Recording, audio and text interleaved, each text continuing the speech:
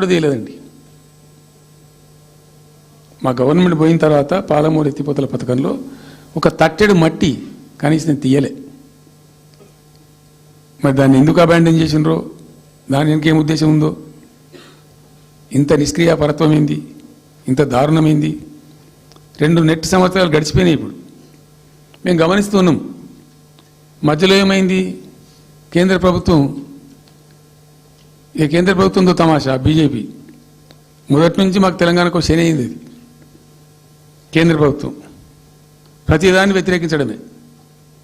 ప్రతిదానిగా చంద్రబాబు ఎన్డీఏలో చేరడం, ఆయన మాటలు పట్టుకొని వ్యతిరేకించడం, అడ్డంగా ఇష్టం వచ్చిన పద్ధతులు. మేము బాగా కొట్టాను. మేము ఉన్న రోజులు అనేకమైనటువంటి పోరాటాలు చేసి దాన్ని ఎప్పటికప్పుడు సాధించుకున్నాం. అనుమతులు కానీ ఇంకోటి కానీ మొత్తం 9-10 అవసరం పడతాయి. అందులో 6 అనుమతులు ఆల్రెడీ వచ్చేసినాయి. Main environmental impact, environment assessment కమిటీది అదే మెయిన్ అసలు ప్రాజెక్టుకు లైఫ్ లైన్. దాని మొత్తం అనుమతులు వచ్చేసినాయి. దాని తర్వాత మిగిలిన అనుమతులన్నీ లాంఛనమేగా ఇచ్చేయాల్సిందే. అది ఇచ్చిందంటే అటువంటి అతి ముఖ్యమైనటువంటి అనుమతి కూడా తెచ్చినాం. అన్నీ తెచ్చినాం.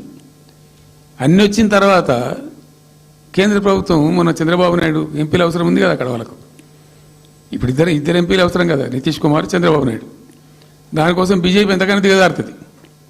ఆడ ప్రభుత్వం నిలబెట్టుకోవాలి కాబట్టి ఎంతకైనా దిగజారి ఆయన మాట పట్టుకొని డిపిఆర్ను వాపసు పంపించారండి. మేము ఉన్న రోజులు రాలే డిపిఆర్ వాపసు. అనుమతులు తెచ్చిన ఉల్టా మేము. ఇంకా డిపిఆర్ వాపసు వస్తే భూమి ఆకాశం ఒకటి చేయాలా రాష్ట్ర ప్రభుత్వం. ఎంత లొల్లి చేయాలా, ఎంత హడావుడి చేయాలా. ఆల్ పార్టీ డెలిగేషన్ తీసుకుపోవాలి. అవసరం వస్తే మేము వడ్లు కొనకపోతే పోయి ఢిల్లీలో ధర్నా చేసామండి. మేము అప్పుడు మా గవర్నమెంట్ ఉన్నప్పుడు రైతులు పండించిన పంట కొనకపోతే యావత్తు ఎమ్మెల్యేలము, క్యాబినెట్ అందరం పోయి ఢిల్లీలో ధర్నా చేసి కేంద్ర ప్రభుత్వం మెడలు వంచినాం. మేము 80 లక్షల టన్నులు మనకి తీసుకుంటామనేటువంటి ఒప్పందం మీద సంతకం చేయించుకొని వచ్చినాం. వడ్లు కొనిపించినాం ఎఫ్సిఐతోని. మామూలు వడ్లు కొనకపోతేనే మేము అంత అడావుడు చేసిపోయినాము. కానీ ఒక ఇంత పెద్ద ప్రధానమైన 3 జిల్లాలకు సంబంధించిన ప్రాజెక్టు డిపిఆర్ వాపసు పంపిస్తే వీళ్ళు కుయ్యలేదు, కుట్టుకోలేదు, వాళ్ళకి చెప్పని కూడా చెప్పలేదు. తెలియదు ఎవరికి బయట. జస్ట్ దేవర్ మమ్. ఇంకా బాధాకరమైన అంశం ఏంటంటే అసలు 170 టీఎంసీలకు దాదాపు మేము ఏమి చేస్తే బ్రిజేష్ ట్రిబ్యునల్ నడుస్తుంది కదా. దీనిలో ఎట్లుంటుందంటే ఇంకో విషయం అండి, నేను స్పష్టంగా చెప్తున్నాను, మళ్ళీ కన్ఫ్యూజన్ వద్దు. దేశంలో ఒక కొత్త రాష్ట్రం ఏర్పడితే దానికి కొన్ని సంక్రమణలు ఉంటాయి. నీళ్ళెన్ని రావాలి, పలాంది ఎంత రావాలి, పలాంది ఎంత రావాలి అని కొన్ని సంక్రమిస్తాయి ఆటోమేటిక్గా. అది ఎస్ఆర్సీ యాక్ట్. భారతదేశంలో ఇనీషియల్గా ఉన్నాయి 14 స్టేట్సే. ఇప్పుడు జమ్మూ కాశ్మీర్ అదేదో వాళ్ళు చేసినారు, కానీ అదర్వైజ్ 15 రాష్ట్రాల తర్వాత ఏర్పడ్డాయి. వాళ్ళు దాన్ని ఇప్పుడు యూనియన్ టెరిటరీ చేసిన కదా లద్దాఖ్ను. 15 అంటే ఒరిజినల్గా ఉన్నదానికంటే ఇంకో రాష్ట్రం ఎక్కువ కలిపి కొత్త రాష్ట్రాలు వచ్చినాయి. సో వాటికి పద్ధతి ఉంది. ఏ రాష్ట్రం ఏర్పడ్డప్పుడు దానికి ఏదేమి ఇవ్వాలి, హైకోర్టు ఎట్లా, పలాంది ఎట్లా అన్నీ దానికి ఒక చట్టం ఉంది. అవన్నిటిని బుల్డోజ్ చేస్తూ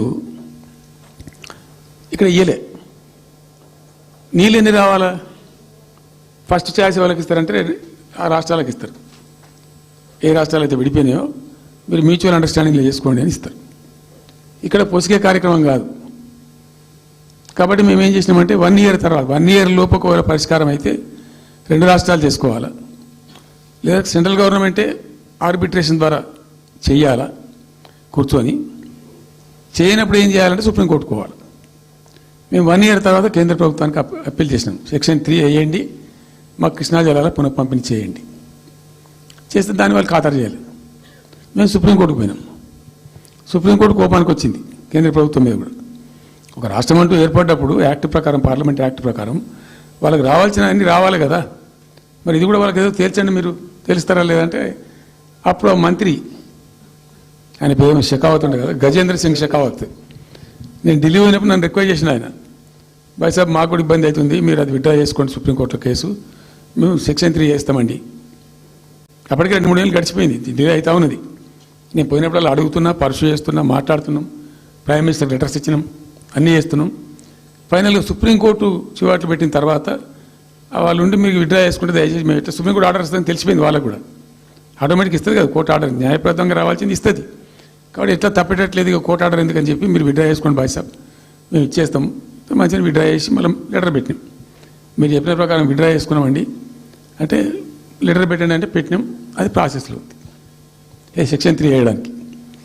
చివరికి వేసారు. ఇప్పుడు సెక్షన్ 3 వేసారు. దాని మీద BS ట్రిబ్యునల్ అపాయింట్మెంట్ కూడా అయిపోయింది. ఇప్పుడు వాదనలు జరుగుతున్నాయి.